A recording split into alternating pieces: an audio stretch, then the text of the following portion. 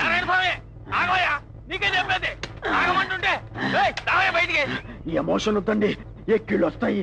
అయినా వాళ్ళ సమాధులు ఇలా పొలాల్లోనే కదండి కట్టుకుంటారు, ఇందులో తప్పే ఉందండి. తప్పు లేదా, దానికి అంత తొందర లేదు. నేను ఇంకా బతికే ఉన్నాను. నా సమాధి ఏ శక్తిలో ఏటైపు ఉండాలో నేను నిర్ణయించుకుంటా. ఎంత మాటనారండి, ఎంత మాట. అయ్యా తమరిని అంత తక్కువ చేసి మాట్లాడతానండి. అయ్యా పలుగు పార మీద ఒట్టేసి చెబుతున్నానండి, ఈ గొయ్యి నా కోసం నేను తవ్వుకున్నానండి. అయ్యా రేపొద్దున ఈ పొలాల్లో ఒక సమాధి ఉందని తెలిసి, ఆ సమాధి నారాయణ స్వామి అనే ఈ గొప్ప మేధావిది అని తెలిసి, ఈ సమాధిని చూడటం కోసం రాష్ట్రం నలుమూల నుంచి జనం తండోపతండాలుగా వచ్చేస్తారు కదండి. అప్పుడు మీరు ఆటోమేటిక్ గా ఈ సమాధికి నారాయణ స్వామి ఆత్మశాంతి వనం అని పేరు పెట్టేస్తారు కదండి. అప్పుడు మాత్రం ఈ సమాధిని జాతి మొత్తానికి అంకితం చేయాలండి. అట్లా మాకేమండి బాబు, ఇచ్చారా బాబు నువ్వు కూడా నాకు మాట ఇవ్వాలి. ఒకవేళ నా తల్లి నా బిడ్డ ఇక్కడ కొట్టుకుంటుంటే ఈ సమాధిలో ఒక మేధావి ఆత్మ విశ్రాంతి తీసుకుంటుంది, ఇక్కడ కొట్టుకోవద్దు అని వాళ్ళకి మీరు సర్ది చెప్పాలండి. నీ కూతురికి పెళ్ళైపోతున్నాయిగా ఏడుపు. నీ కూతురుతో నువ్వు శాశ్వతంగా బంధం తెంచుకోవాలంటే నీకేం కావాలి? 6 ఎకరాల కొబ్బరి తోట, అది చూసుకునేందుకు 6 కూలీలు కావాలి. మళ్ళీ విద్య జోలికి వచ్చావో? విద్య అదెవరండి? నీ కూతురు. నాకు తెలియదండి, మీ మీద ఎమోషన్ వద్దండి, ఎక్కిళ్ళు వస్తాయి. నాకు ఇప్పుడున్న భార్య ఈయనిచ్చే 6 ఎకరాల కొబ్బరి తోట మాత్రమే తెలుసండి. నిన్ను మనం ఎదురు కట్టిన కాలి కట్టకూడదని, ఇంటికి శని పట్టకూడదని. ఈ శని ఇంతటితో వదలతో. అప్పుడే కష్టపడి ఇంకో 2 ఆడపిల్లల్ని కనుంటే 3 ఆరులు 18 ఎకరాలు వచ్చుండేవి. ఆనాడేమో ఎక్కిళ్ళు వస్తాయేమోనని ఎక్కువగా ఎమోషన్ పడలా. ఓం శ్రీ క్షమాయ నమః, ఓం వామనాయ నమః, ఓం శ్రీధరాయ నమః, ఓం శ్రీకేశాయ నమః. స్వామి, అక్కడ కూతురు పెళ్లి జరుగుతుంటుంటే ఇక్కడ కూతురు మందు కొడతావా? సిగ్గులేదు? పర్వాలే పోయినానికి. ఏ మొహం పెట్టుకుని రమ్మంటావు? నేను రావని చెప్పు పా. పుష్ప వల్లే ఎమోషన్ వద్దు, ఎక్కిళ్ళు వస్తాయి. చూడు పిచ్చిగా చెయ్యా, నువ్వు లేవక పడిపోతావు. కన్న తండ్రిని కూడా చూడకుండా కనీసం కన్యాదానానికి అన్న అది పిలవనప్పుడు నేను పెళ్లికి ఎందుకు రావాలా? నేను రాను పో.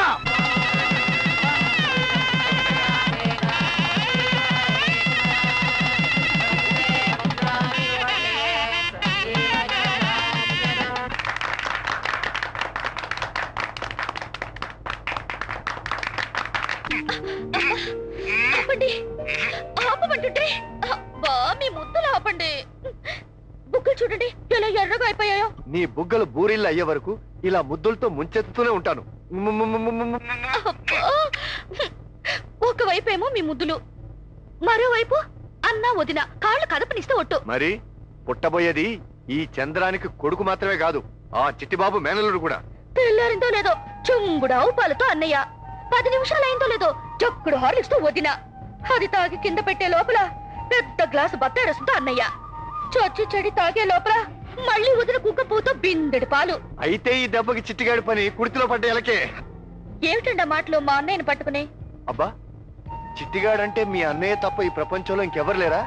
పిచ్చిదానా, నేననేది మీ అన్నయ్య గురించి కాదు, మన కన్నయ్య గురించి. అదేరా నీ కడుపులో ఉన్న మన చిట్టిగాడి గురించి.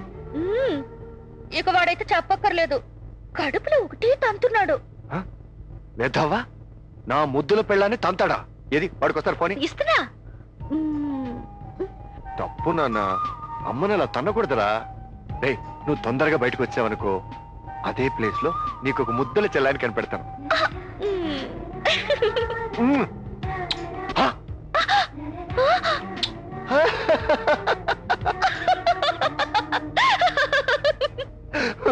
నువ్వు ముద్దు పెట్టావా? నువ్వు నన్నే మించిపోయారా? అయ్యో,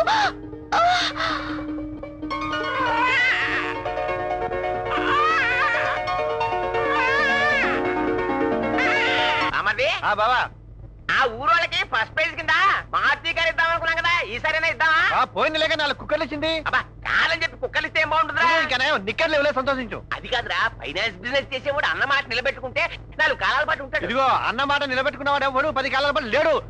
నీకు అంతగా అనుమానంగా ఉంటే నువ్వే వచ్చి చూసుకో. ఎవరితో మాట్లాడుతున్నావు? మీ మామతో ఉండు. అది కాదురా, నేను చెప్పేది 4 రూపాయలు చూపించి మనం రూపాయి తిన్నా పర్లేదు అని. చూడు, చూపించడానికి అయితే 4 కాదు 40 చూపిస్తావు, కాకపోతే ఇవ్వం కదా. ఎవరితో మాట్లాడుతున్నావు? అంతోరా గొంతు మధ్యలో ఎవడన్నా వచ్చాడా? నేనే వచ్చేసా. సెల్ ఫోన్ ఒకే ఇంట్లో 2 అడుగుల దూరంలో నిలబడి సెల్ ఫోన్ లో మాట్లాడుకుంటున్నారా? పైన ఉన్నాను చెప్తా నువ్వు కింద నువ్వు చెప్తావా? నర్భయ్ నాన్న, టాటా బిర్లాలు కూడా ఈ లెవెల్లో బిజినెస్ చేస్తుండ్రు. మావయ్య, ఏదైనా తేడా వస్తే జనం నేల మీద ఊయరు, మీ ఇద్దరి మొహాల మీద వస్తారు.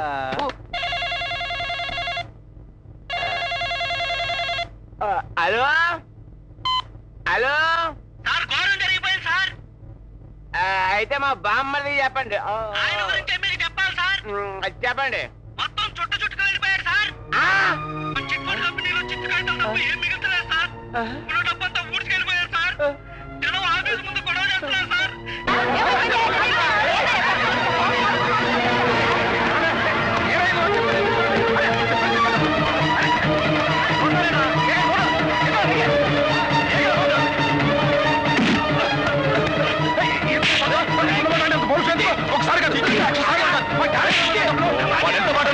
తప్పే ఉందిరా.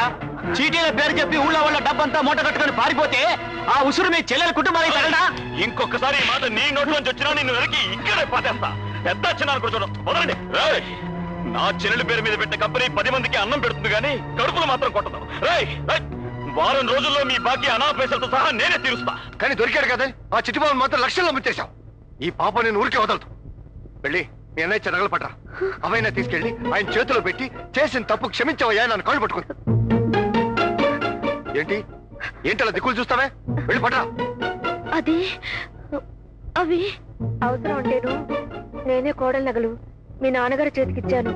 వారం రోజుల్లో తెచ్చిస్తారన్నారు. నెల రోజులు పైగా అయింది. కోడలు నగలు అమ్మేశావా? చిచ్చీ నీ బతుకు. నువ్వు ఇంట్లో తాగి ఒళ్ళు తెలియకుండా పడి దొరుకుతుంటే వాడి చేతికి దొరికినట్టు వాడు చుట్టుకెళ్ళిపోయాడు. మేము రోడ్డు మీదకి వెళ్తే మమ్మల్ని దొంగలు చూసినట్టు చూసి మొహాన్ని ఉమ్మేస్తున్నారయ్యా. ఉన్న ఉద్యోగం ఎలాగో ఊడింది. ఈ ఊళ్ళో ఒక్క క్షణం కూడా ఉండలే. పోతాం. ఎక్కడికి రా? గౌరవంగా బతకడానికి. అమ్మా, మమ్మల్ని వదిలేసి వెళ్ళిపోతారా? ఏమండి, ఇలాంటి పరిస్థితుల్లో ఈ ఒక్కసారికి రండి. మా అన్నయ్యని అడిగి డబ్బులు తెప్పిస్తే ఇందుకే నేను ఇక్కడ నుంచి తీసుకెళ్ళి నువ్వు ఇక్కడ ఉంటే వీళ్ళు రోజుకో కష్టం చెప్తారు. నువ్వు మీ అన్నయ్యకి ఫోన్ చేస్తావు. ఆయన పెద్ద త్యాగరాజు కదా. అన్నవి ఊళ్ళో వాళ్ళు అన్ని తీసుకొచ్చి లక్షలు వీళ్ళు మొహన్ కుమ్మరిస్తాడు. మనం ఎలాగో బజారు పాలేం. కనీసం ఆయన ప్రశాంతంగా బతకని. పద.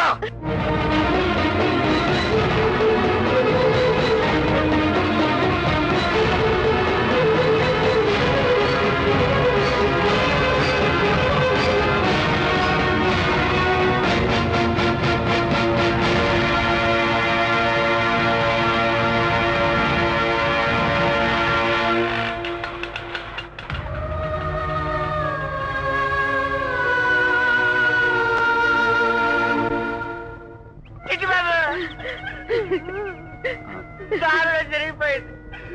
మమ్మల్ని పోగులు పెట్టిన పాపం లేదు. తోడబుట్టిన తమ్ముడిని చేరదీస్తే మమ్మల్ని రోడ్డు మీదకి లాగి ఇలా జైలు పాలు చేశాడు. నీ చెల్లెలు అడ్డం పెట్టుకుని నీ నా బురదలోకి దింపాం. నిన్ను నాశనం చేశాం, మేము నాశనం అయ్యాం. 4 రోజుల నుంచి మేము కొంటే మమ్మల్ని చూడడానికి ఒక్కడు కూడా రాలేదు. నువ్వు మా చిన్నారు ఎక్కడ? తెలీదా? ఏం చేసిన ఏదో పనికి కన్న కొడుకే మా మొహం మీద ఉమ్మేసి పెళ్ళాం బిడ్డలను తీసుకుని ఎక్కడికో వెళ్ళిపోయాడు బాబు. అదే ఎక్కడికి వెళ్ళారు అని చెప్పలేదు బాబు. కొడుకు కోడలు ఎక్కడికి వెళ్ళారో తెలీదు. మీదే జన్మండి. ఇదిగో డబ్బు పోతే సంపాదించుకోవచ్చు, మనుషుల్ని ఎలా పోగొట్టుకుంటావు?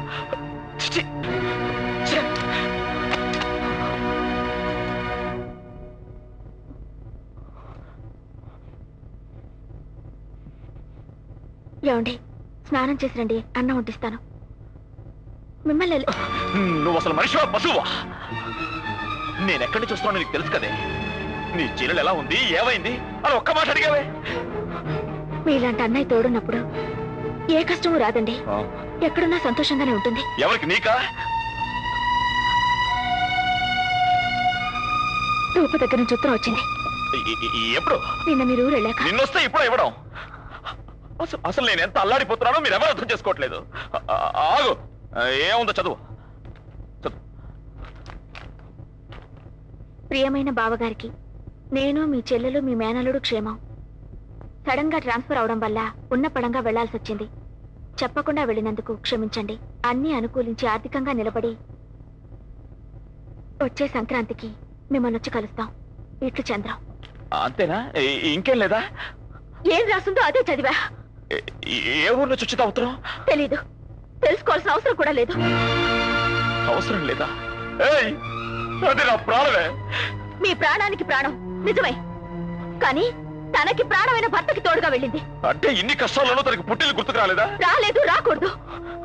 అంటే అన్నయ్యగా నా చెల్లెలికి నేను ఎప్పుడైనా లోటు చేశానా? లోటు చేయలా, అది చేశారు. అవసరాలు తీర్చడం అనేది వేరు, లేని అవసరాలు సృష్టించడం అనేది వేరు.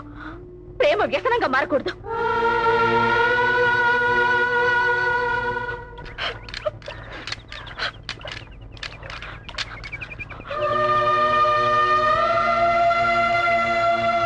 ఏమండి, రూపు ఎవరండి? తల్లండి. ఏ దిక్కు లేని నాకు పెద్ద దిక్కై మీతో నాకు పెళ్లి జరిపించిన నా తల్లండి. తన్నేనాడు ఏనాడు ఆడబిడ్డగా చూడలేదు. నా సొంత బిడ్డలా చూశాను. నా చేత పురుడు పోయించుకున్నా నా బిడ్డండి. తనంటే నాకు ఎంతో ప్రేమే గాని కడుపు మంట, ఈర్ష, ద్వేషం ఏనాడు లేవండి.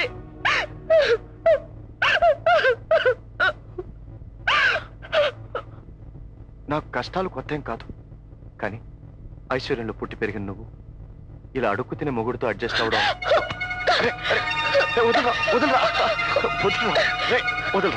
ఇంకొకసారి ఇలా అన్నారా? మన కష్టాలు తీరే వరకు నువ్వు బాబుని తీసుకొని కొన్నాళ్ళ పాటు మీ అన్నయ్య దగ్గరికి వెళ్ళరాదు?